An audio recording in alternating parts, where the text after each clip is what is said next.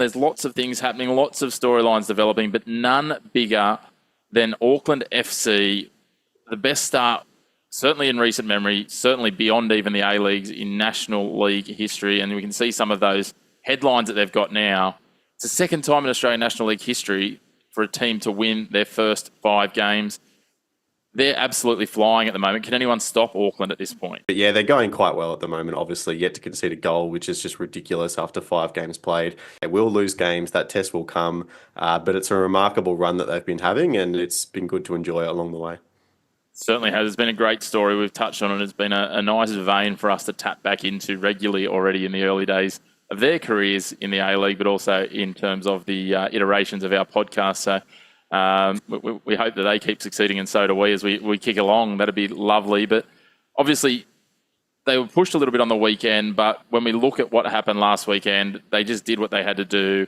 And that was probably, one of the talking points was that Newcastle were able to push them across round 6 for 80 minutes. We can dig further into the Newcastle Jets. I don't think there's probably too much to do there, really. They did what Newcastle do, but Auckland just finding a way to get the job done, which is a sign of quality teams in round 6. Yeah, and honestly, fair play to the Jets for hanging in so long because their travel was extremely disrupted to get over there. They only arrived at the team hotel at 2 a.m. on the day of the game, over like a 24-hour delay. So that was kind of crazy. So fair play to them for holding out so long. But Auckland, they've just been relentless so far, and that's.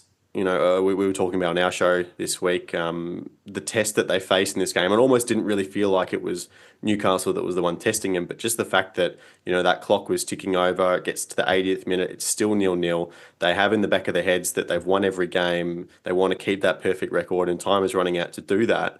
And when that pressure came, they stood up and they got their 2 goals and they got another win.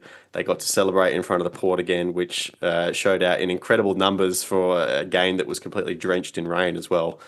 So there's not a lot of negativity at all going on over in Auckland at the moment. No, they're certainly up and about, that is for sure. And look,